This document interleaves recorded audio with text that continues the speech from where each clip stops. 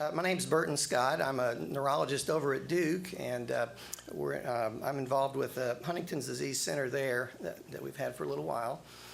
Along with Francis Walker, who's over at Wake Forest, of course, we're going to talk about clinical research that's going on, and I'll say a little bit about some more basic science that's being carried out in Don Lowe's lab over at Duke.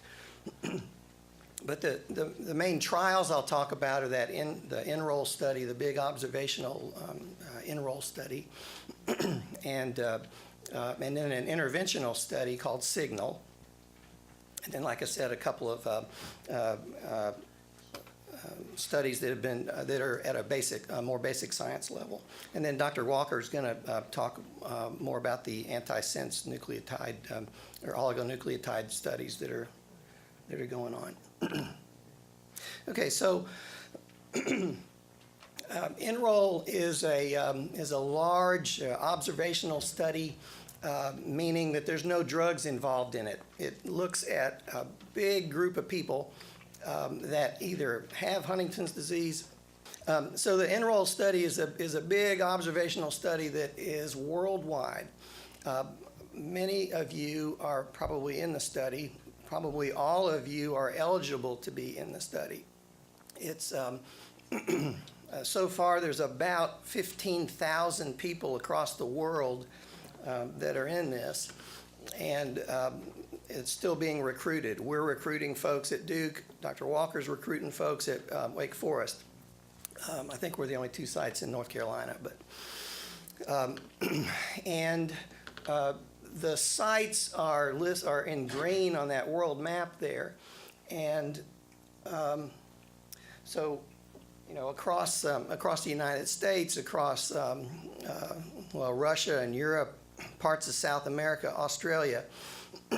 China's not there. The Middle East isn't there. Africa's not there.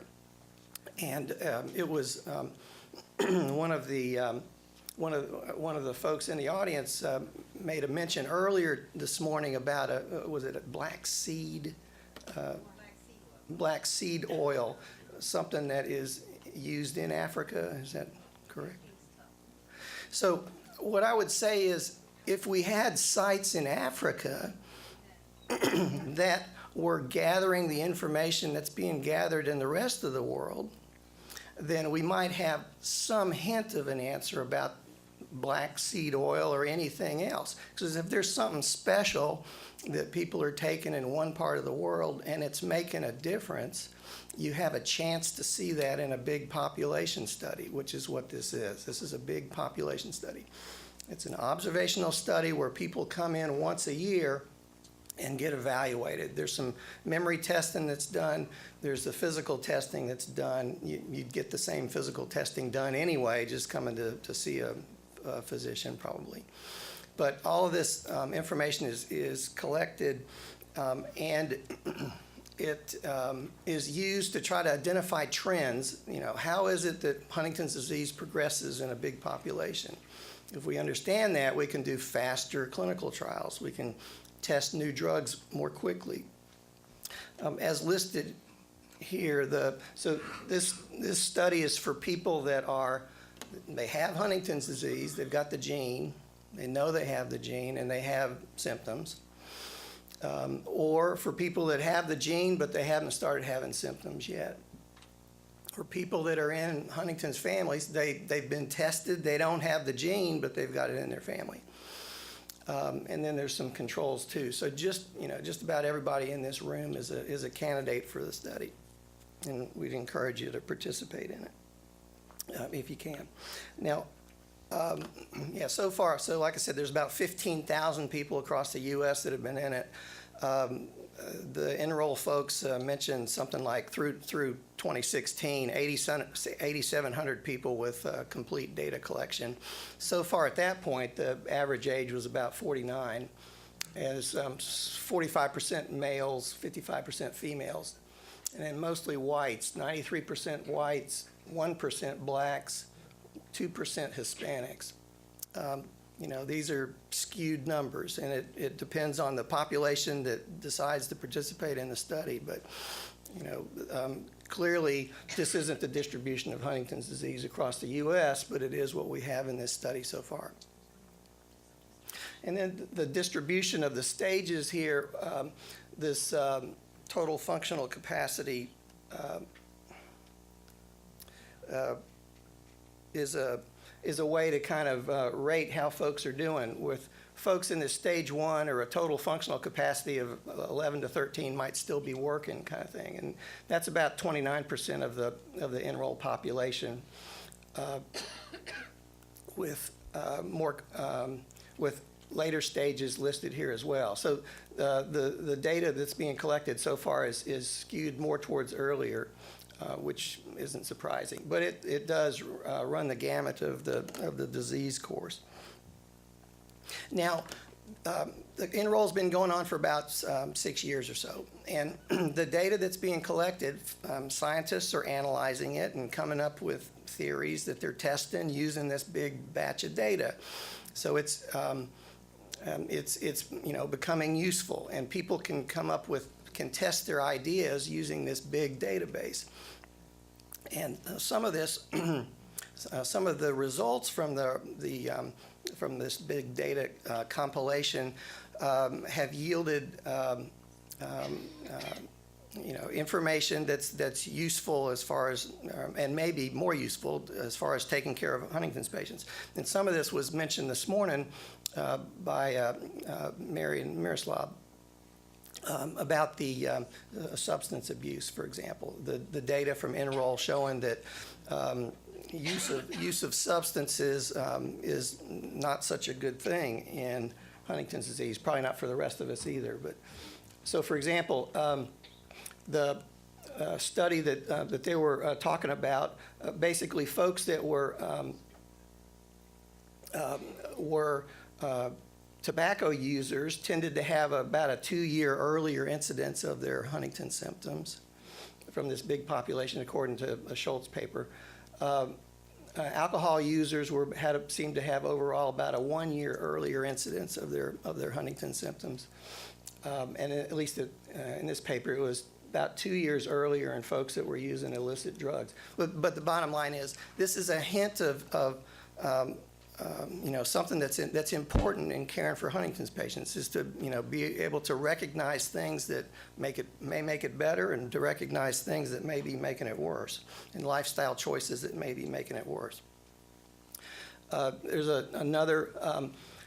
some data that comes out of the Enroll study indicating that people that are a little bit larger, have a larger body mass index, seem to have a slower decline in their function and their movement and their thinking, independent of how big their CAG repeat was, or their CAG repeat, or CAG repeat. I just say CAG myself.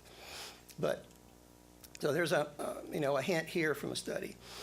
Again, these are hints, and oftentimes people will publish something and then it's tested again to see, is this really something? Is this something that's real or not? But so far, the data is yielding some glimpses of things. I think Dr. Edmondson may have been involved with this one, but basically this is sort of a survey of a bunch of Huntington specialty clinics that are involved in Enroll HD. And just overall, most of these clinics are multidisciplinary, and most of them have about 50 to 200 patients that are being followed in them. There's large amounts of data that's being generated that's tabulated in various forms as well. There's a study here that is looking at a big group of people that are in Enroll, of which 5% of these people have Huntington's disease, but they didn't know it was in their family. There's like a 5% without a family history. And then the other 95% that had Huntington's were aware that it was in their family. And this particular study, again, based on Enroll data, predicted that, as you might expect, I think, but predicted that if you've seen it in your family members, well, you're going to notice it in yourself earlier. So having a positive family history or an awareness of Huntington's disease was predictive of about a 11-year earlier noticing onset of depression, 7 years earlier of noticing motor symptoms in that particular study. Another one, based on Huntington's disease data, focused on eye movements and made some suggestion that certain eye movements might be a subtle indicator of pre-manifest Huntington's disease. And then I think this part right here, to me, sort of makes me think about the black seed oil, which I'm kind of fixating on. But here is a study where it was found that folks that had type 2 diabetes that were taking metformin, their thinking seemed to be a little bit better than those that weren't taking that particular drug. Again, if you've got a big population of people and some folks are taking something and they're doing a little bit better and other folks aren't taking that and they're doing not so well, this can lead to to more definitive tests about interventions. Okay, and then this is another big study out of Enroll that where folks are using the data to come up with a sort of a clinical dashboard, so a way to generate a number that indicates how a patient is doing over time. And if somebody is falling off that chart, they're doing a little bit worse than might be expected from the what everybody else is doing. That might lead to trying to intervene a little bit earlier in their symptoms. Or if some group of people or some individual is doing quite a bit better than the expected progression, then it may be worth looking to see, well, what's different about that person or that group of people that they're having a different progression rate. Anyway, these are just examples to say that the data that's being gathered on so many people is generating some results and is going to continue to do that. And it's and part of my reason for going through this is to encourage people to participate if they can, either at our center, Francis's center, Dr. Katurik's center, or anywhere that Enroll is being carried out. Okay, so also say some things about the Signal study. So Signal is an interventional study. It's a clinical trial testing a drug to see if that drug has an impact on Huntington's disease. And the Signal study is centered around this protein in the brain, the nervous system, called semaphorin 4. Which scientists have been able to show that this particular protein in the brain seems to have something to do with inflammation in the brain. Okay, and that drawing right there is just kind of a cool drawing of the structure of the protein. Looks kind of sinister maybe, or depends on how you look at a Rorschach test. But this is an example of the protein itself. But what's being tested is an antibody, something that binds to that protein and blocks it. And there's reason to believe that doing that may reduce inflammation in the brain. And there's reason to believe that inflammation in the brain is a problem in Huntington's disease. So, so the Signal study, well, okay, and then this is just an illustration of the reason that it may be worth looking at this antibody against semaphorin 4D in the first place. This is where scientists have used a Huntington's disease model in a mouse and found some benefit of using the antibody against semaphorin 4D. If you look, this black bar over here is what the thickness of the cortex looks like in a mouse, in a Huntington's mouse. Okay, it's this height, but when they treated with this antibody against semaphorin 4D in this Huntington's mouse, this bar is a little bit higher than that one. suggesting that there's some benefit in thickness of the cortex and hence possibly in thinking related to this. Now, this is in a mouse, but it's part of the data that generated a company called Vasinex developing this product that's being tested. So the Signal clinical trial, we're doing it at Duke, Dr. Walker's doing it, involves patients coming in and getting an infusion, an intravenous infusion of this antibody against Semaphore 4D. It's evaluating safety and tolerability. People come in once a month for their infusions. There's 240 people is the goal, 21 years of age or older with late prodromal, meaning that they haven't had the chorea yet, but they still might have the psychiatric symptoms that Dr. Edmondson and Dr. Koturek talked about. Or they're starting to have some motor symptoms, but probably still working, still capable of working, still functioning very well, but either mild symptoms or kind of it's estimated that folks are getting close to starting to have the motor symptoms. And so again, folks come in once a month. It's a placebo-controlled trial like they all are. Placebo-controlled meaning that people are coming in, they're getting infused with either a placebo, which is an inactive substance, a saline solution, or the antibody against Semaphore 4D.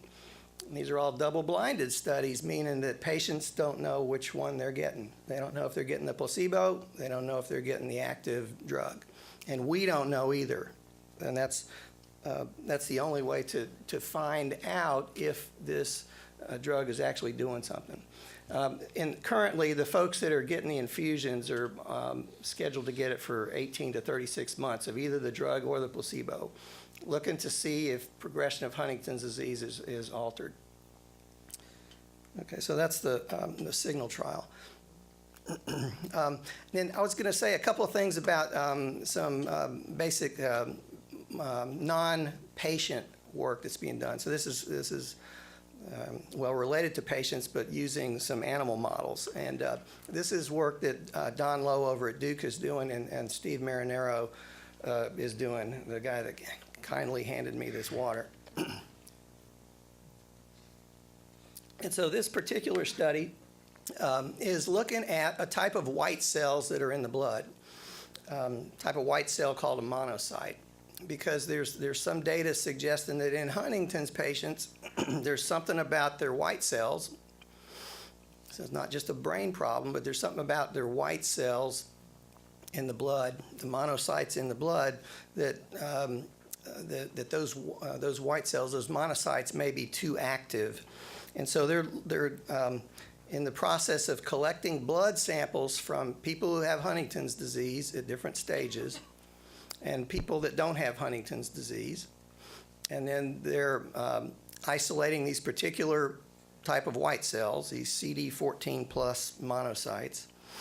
And then they're interacting those with a research tool that they've developed where they basically a research model of Huntington's disease in a test tube.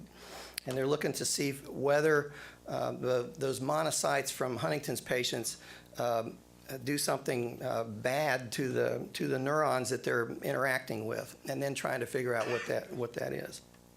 So it's just an example of some clinical research that's being done, clinical in that it's using human blood samples, but still back in the basic science lab trying to understand disease progression or disease more clearly. And then one final thing that I'll mention here, also kind of a future sort of possible intervention, but also work that's being done, which there's a bunch of folks at Duke that are involved in this, and some folks at Johns Hopkins. And Dr. Lowe, who many of you know, is also involved in this work. And what's known is that there is a problem with protein folding in Huntington's disease. And one of the systems that is involved in correcting proteins from being folded abnormally are these so-called chaperone proteins. And it's what the finding is that there's abnormal Huntington seems to interfere with this chaperone process. Okay, and the bottom line from this work that was published in 2016 by this big group of folks, the bottom line was that their thesis is that blocking one of the abnormal proteins in the blood in Huntington's may make it so that there's more chaperone proteins. There's more ability of the body to correct itself from abnormal protein folding. The only reason I mention this is it's just kind of a new line of research, not to the point where there's any kind of drug that's being tested, but it's something that is innovative and potentially a new kind of therapy. So basically, if this line of research works out, there may be a type of medicine that interferes with this CK2 protein that could potentially block that protein or reduce its functioning and thereby improve chaperones and help with Huntington's.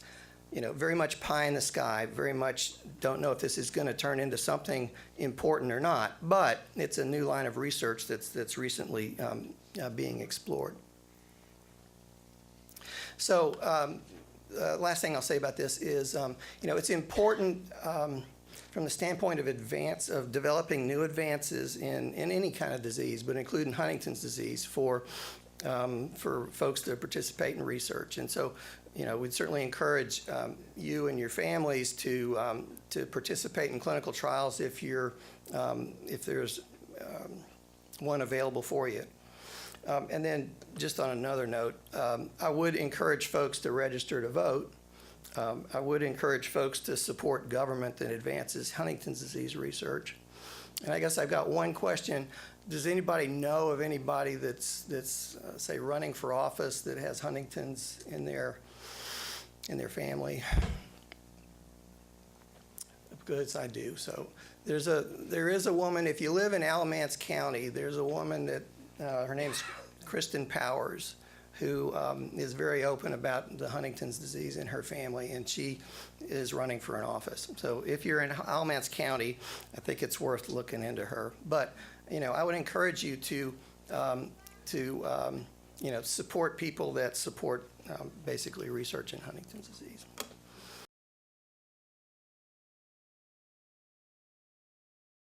Chorea is a word for a movement disorder, and the chorea is a Greek word for dance.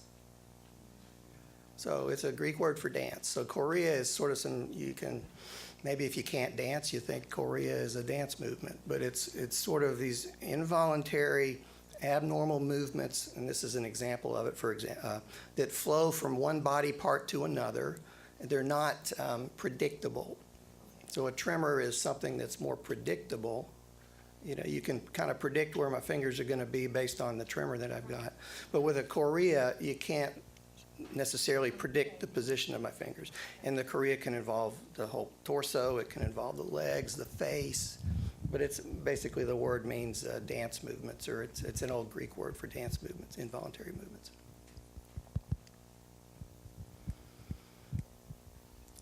Okay, so we'll get Dr. Walker to say a few words.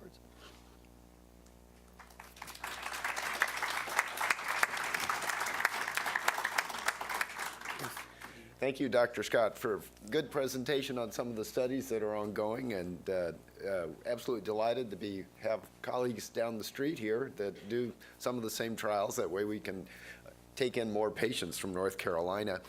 Love to talk about some of the new things. I know there's a lot of excitement with some of the newer science and the newer clinical trials, and we'll talk about some of the really high-tech things that are going on in this world. So to start with, I'd have to talk a little bit about the Huntington's gene, right? So this is a normal Huntington gene, right? When people have healthy Huntingtin, which is the normal protein, but when you have many CAG repeats, and here they are, it changes the shape of the protein. Now, we're only showing a little bit of it. This is a monster protein. It would go on and on and on.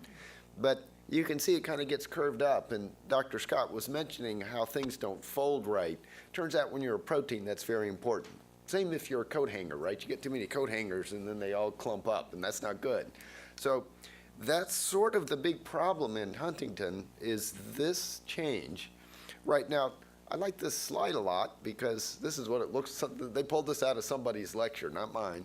But if you have a normal Huntington protein, you have a pretty normal normal human brain. It develops normally, right? Or it evolves normally. So if you're looking at somebody years after they're born with this gene, and you look at their brain, it looks great because there's no problem there. But of course, if you have this Huntington gene, then the brain has problems. Certain areas degenerate, and some of the areas of the brain are too far apart from each other, and you have more fluid around there. And so you only need one bad gene to give you Huntington's disease. And so what are we going to do about that? So the first question is, well, why doesn't Huntington show up at birth? You got a bad gene, you should know right away. Well, it's actually this bad gene works pretty well. It does its normal job just like it should, okay? So even though it's all folded up weird, the problem really happens when the protein gets old and it's time to break it down and it's all not working right. So the cell has ways of breaking down these old pieces of protein. This big, huge piece. But the problem is that those extra pieces of CAG repeat make it so that it clumps together. That's when it gets all tangled up, once it gets old and broken down.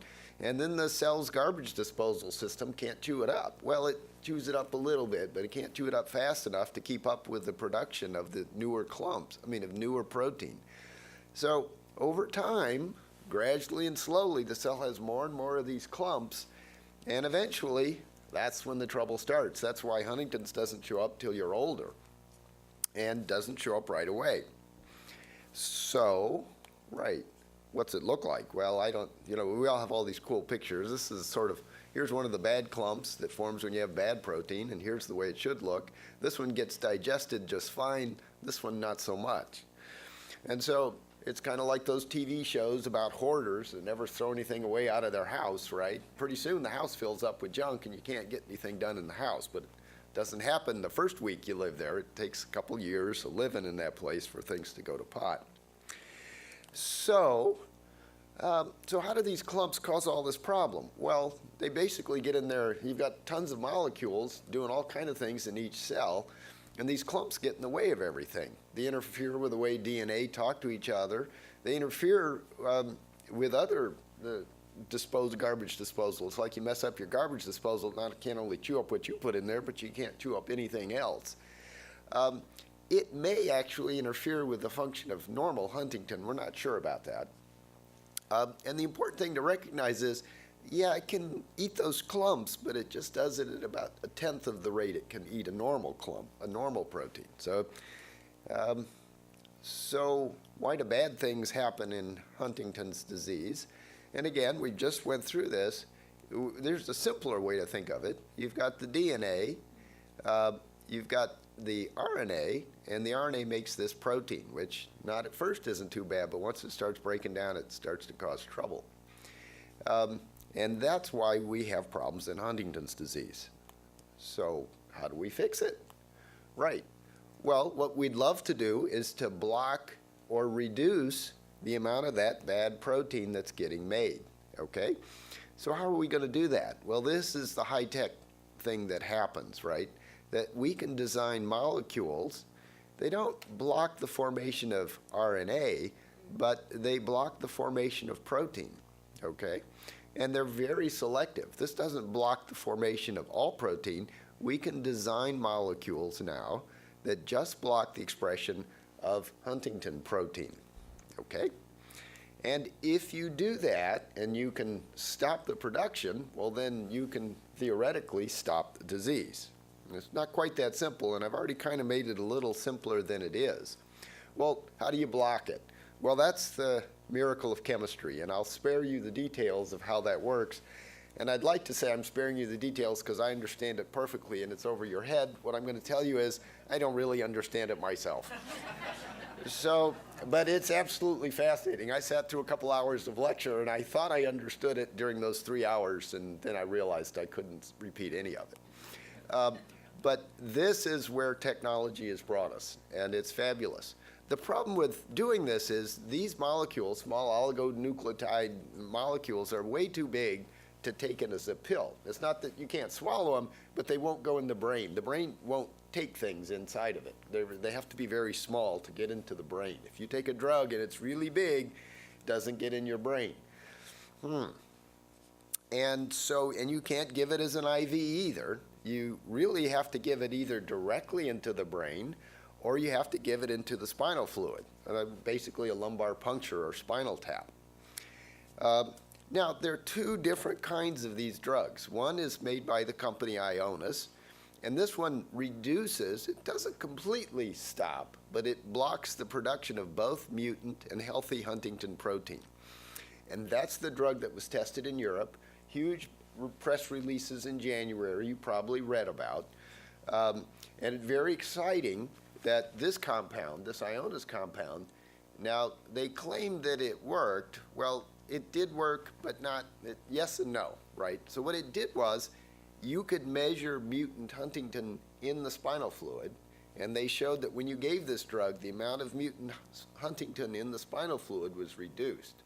That's a very good sign. That suggests that the amount of mutant Huntington in the brain was also reduced, which is what this drug was designed to do.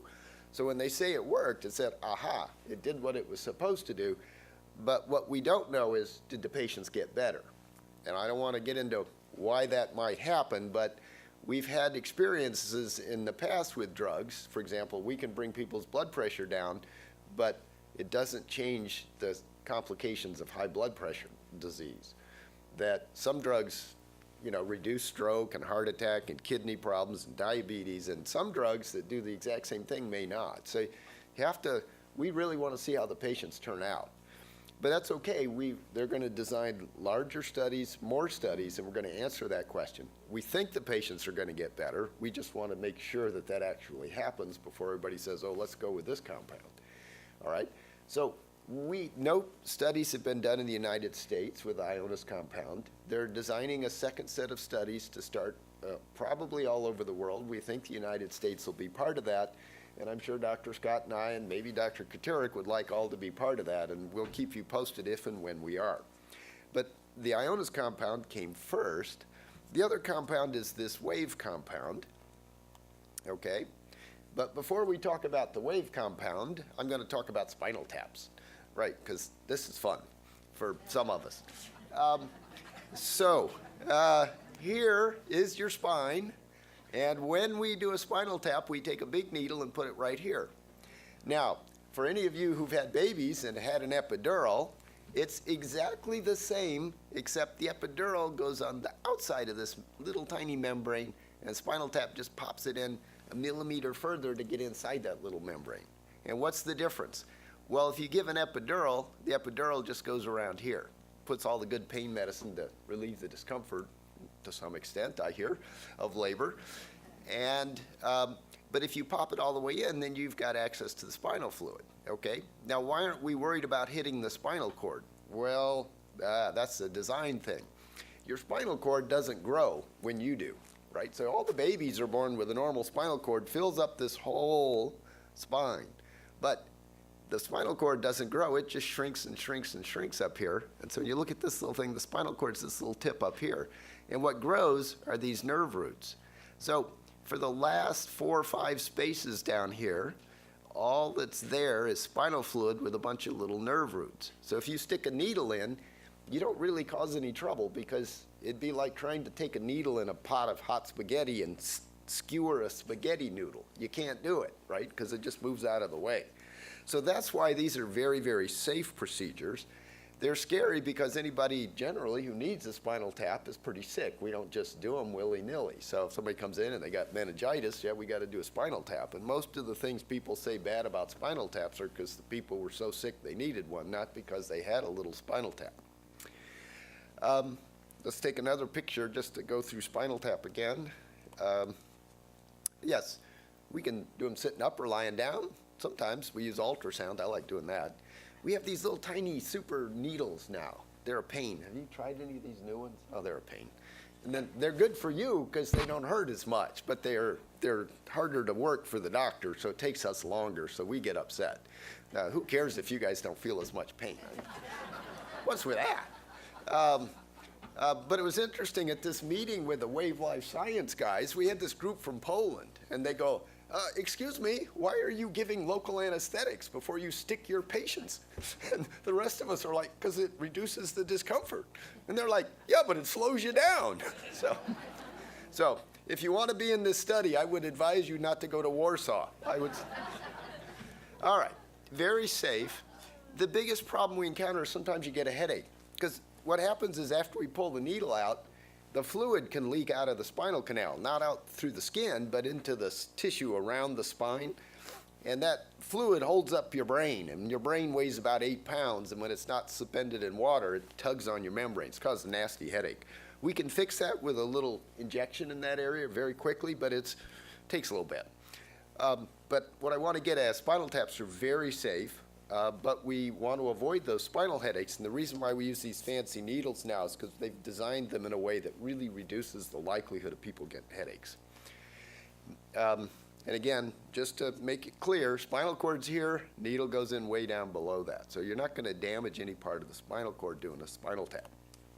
Now, why do we put stuff in the spinal down there? Because the spinal fluid goes all the way over the brain, and it's all goes around and around, and in fact, it goes inside the brain if you're lucky, right? Because the spinal fluid actually gets made up in here, and it comes out through here and circulates all around the whole system. So spinal fluid's kind of a nice, convenient way for us to give treatments. I'm not sure if it was designed for that purpose, but it certainly works okay. So it's pretty exciting. So what's the difference between the Ionis and the Wave drug? Well, again, Ionis already finished their trial. They showed it was safe and well tolerated, even with all these spinal taps. It blocks both mutant and healthy Huntington, but not completely.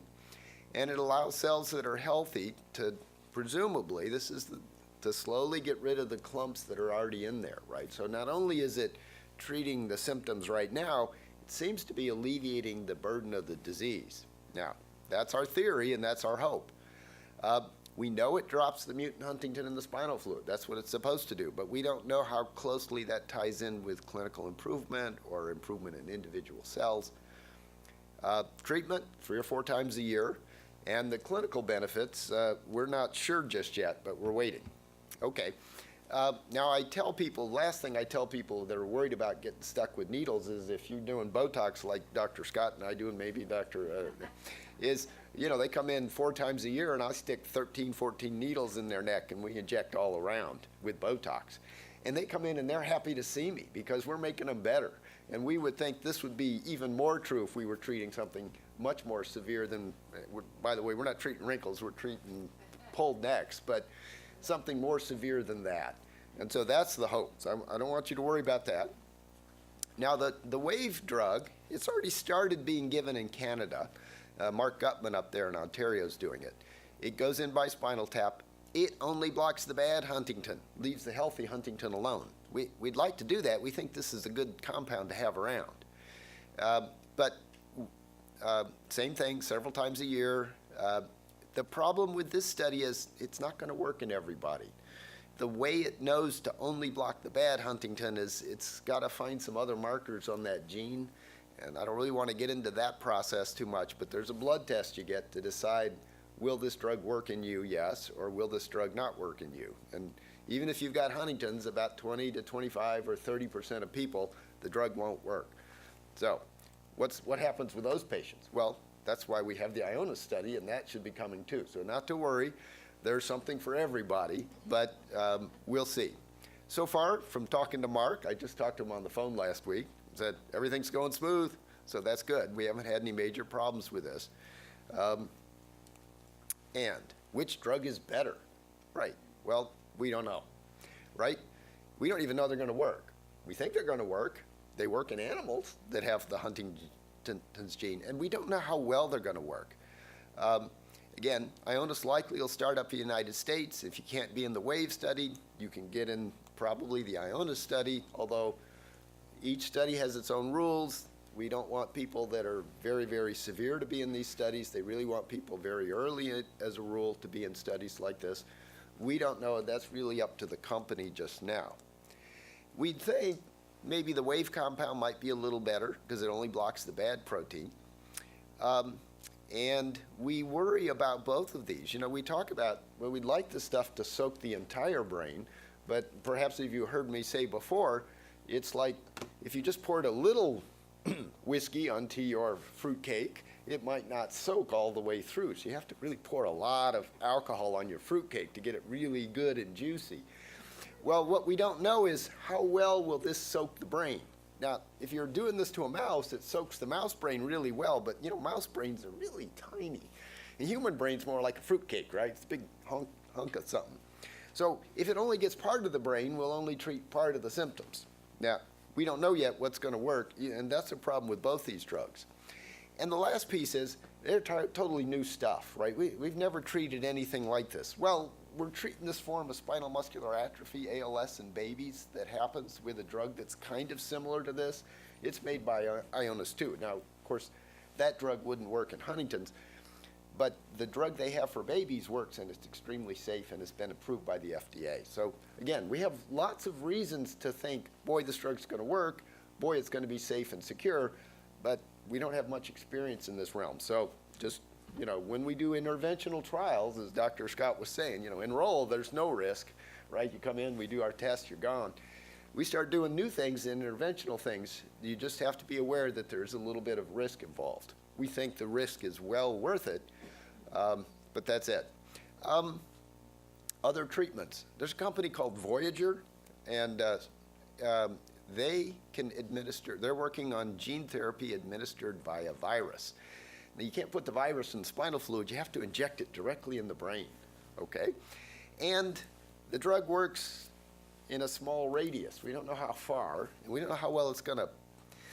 We don't know much about this compound yet. It is applying right now to the FDA for approval to start clinical trials. So we'll learn more in the next year about this type of treatment. And again, the exciting thing is, well, if those WAVE and the Ionis drug don't get through the entire brain, we might could get around that by doing a virus treatment. You say, well, gee, I don't want to come in every 3 months and get a virus treatment directly into the brain. And the good news is that's a one and done. So you put it in once, stays there for eternity, we think, right? And some people say, well, gee, I don't know if I want you giving me a drug that you can't undo. So again, all these compounds, you know, potentially have some issues associated with them. We haven't seen anything yet that worries, that gives us concrete reasons to worry, but we worry. All right, any other research? The HD Clarity study. Here we're looking for biomarkers, and this is, we need people to come in and we just take some spinal fluid. We don't put anything in it. We take some out, and we can measure mutant Huntington protein because we really want to see what it should be in people that have Huntington's, people that don't have Huntington's, people that have the gene but aren't symptomatic.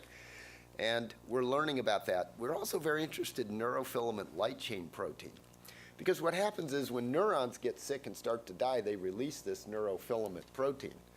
And if the protein goes up, that's not good, right? That means more neurons are dying. But if we gave a treatment and the protein went down, that would be very good evidence that the drug is not only perhaps lowering mutant Huntington, which is what we want, but if neurofilament protein went down, that would say not only did A happen, but B happens, which is the neurons are healthier and healthier. And that's what we really want to see. And the exciting thing about neurofilament biomarkers is that if we want to know if a drug is working right away, right? Now, for example, somebody gives you, if you ever had a bad fever and you take an antibiotic and the fever breaks, you go, man, I'm going to feel good tomorrow, right? I'm going to feel good 48 hours from now. The problem with our drugs in Huntington's is we may have to wait 1, 2, 3, 4 years to really see if patients are getting better. Wouldn't it be nice if we had a little blood test or a spinal fluid test that could tell us, yeah, you're getting better right away. So biomarkers can speed up clinical trials, and that's exciting because, as Dr. Scott pointed out, there's all kind of new stuff coming. I mean, there's the stuff Don Lowe's doing, but I didn't get the big CHDI meeting, but I mean, there must be, I mean, just reading PubMed every day, there are probably 30 new potential treatments that have come up online in the last 30 days. I mean, since the start of the year. So now, some of these are wild pie in the sky things, but some of them are going to happen and turn into treatment. So we're going to have lots of drugs to test.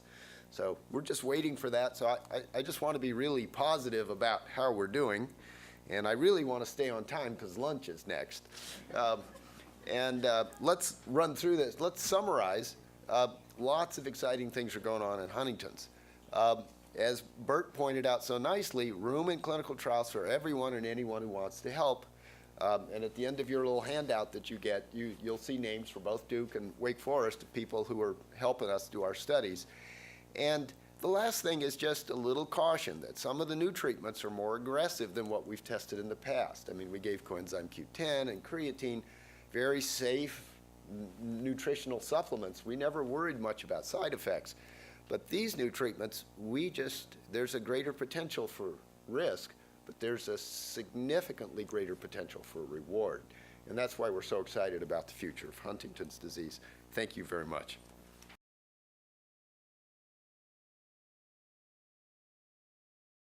We don't know about CRISPR. I think it's exciting, but I think it's a ways off before it'll become useful clinically. Yeah, our neurobiology colleagues are working on that.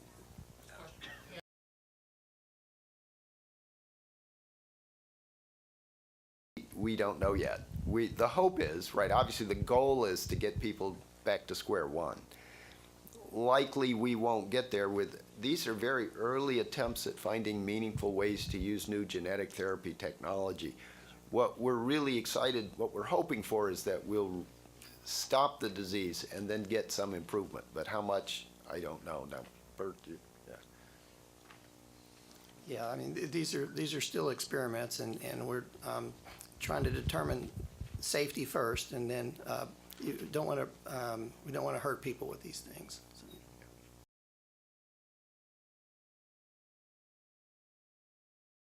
So Huntington's patients wiggle, so it makes it a little more challenging. It helps. I get a strong nurse, and she leans on you. And most of the guys don't seem to mind that too much. But it's actually not so bad. When we do the necks for Botox, the heads are moving because people have this twisty neck disorder, and if there's some tricks about getting around that. So what I don't want you to do is worry. And we even now have medicines that'll control those movements, so that'll help too.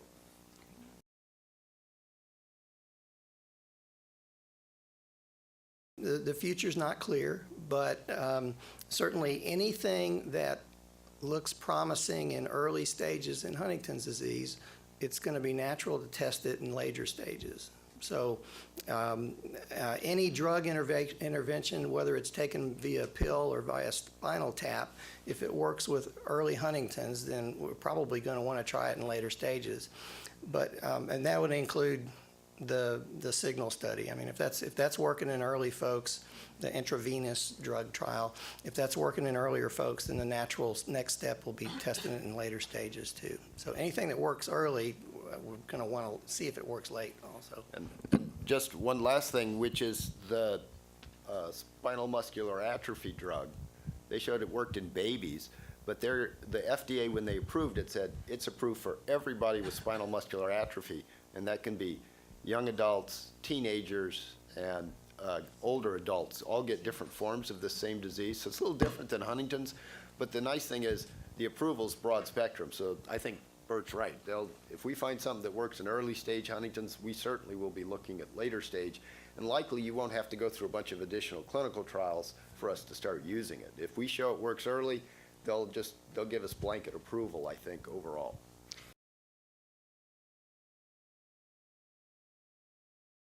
I can say we would have done it if we'd gotten the study, but I don't know. Yeah, we can't do every study, so both Bert and I are a little picky.